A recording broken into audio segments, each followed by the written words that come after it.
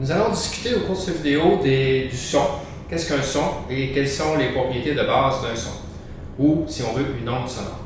Donc tout d'abord, on peut générer des sons de différentes manières. En vous parlant en ce moment, j'émets un son avec mes cordes vocales et ce son se rend jusqu'au microphone de la caméra. Même chose si je viens frapper un diapason comme ça, un son est émis par le diapason et se rend jusqu'au microphone. Donc, pour générer un son, habituellement, ça va prendre un objet qui est en vibration. Donc, ça peut être mes cordes vocales qui sont en vibration, ça peut être les branches du diapason qui sont en vibration, ça pourrait aussi être une membrane de haut-parleur qui est en vibration. Donc, qu'est-ce que fait cette vibration-là? Donc, on peut s'imaginer qu'en vibrant, les branches du diapason, par exemple, viennent déplacer des molécules d'air et vont venir, par exemple, regrouper des molécules d'air et ainsi augmenter la densité de l'air localement. Mais ça se trouve que lorsqu'on augmente la densité de l'air, c'est un gaz, donc sa pression augmente en même temps. Et cette pression-là va pouvoir exercer une force de compression sur la région d'air qui est voisine pour venir la comprimer, tout en se décomprimant elle-même. Et celle-ci va faire la même chose avec sa voisine, qui va faire la même chose avec sa voisine. Et cette fluctuation-là de densité et de pression va pouvoir se transmettre jusqu'à un point B. Donc, en réalité, une onde sonore, on pourrait la définir comme une onde mécanique longitudinale, puisque le mouvement des parties de l'air, des molécules, se fait soit dans la même direction ou en sens inverse de la propagation de l'onde. Et cette onde-là est associée à des fluctuations de densité et de pression dans l'air ambiant. C'est important de noter qu'il peut y avoir des ondes sonores dans d'autres milieux que de l'air. On pourrait avoir des ondes sonores dans un liquide comme l'eau, on pourrait avoir des ondes sonores dans un solide comme un morceau de métal, par exemple.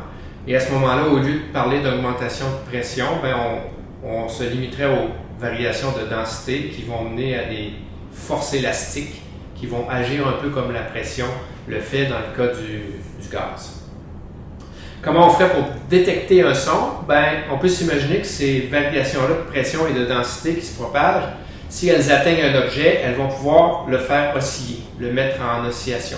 Et c'est comme ça qu'on va détecter les ondes sonores.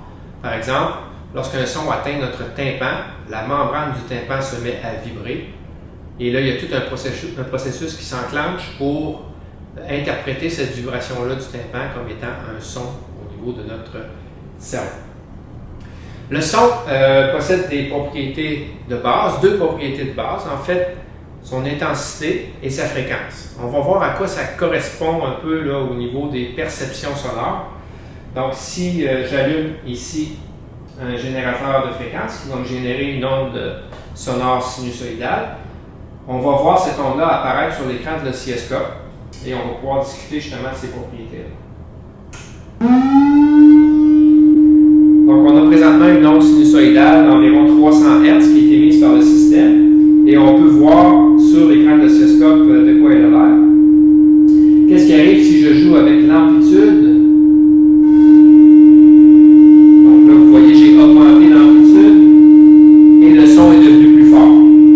Si je diminue l'amplitude, le son devient plus faible. Donc, l'amplitude est reliée à l'intensité du son, à ce que l'on perçoit comme étant fort ou faible. L'autre propriété importante, ça va être la fréquence. Donc, si vous regardez le graphique ici, la période, c'est la distance entre deux crêtes. Donc, je peux modifier la période sur mon système et diminuer la période, ce qui correspond à augmenter la fréquence. Augmenter la fréquence encore plus.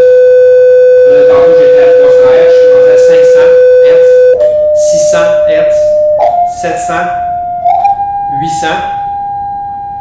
Et je redescends 700, 600, 500, 400, 300, les talons que nous avions au début. Donc, vous avez pu apercevoir en observant le graphique que lorsque j'augmente la fréquence, le son devient plus aigu.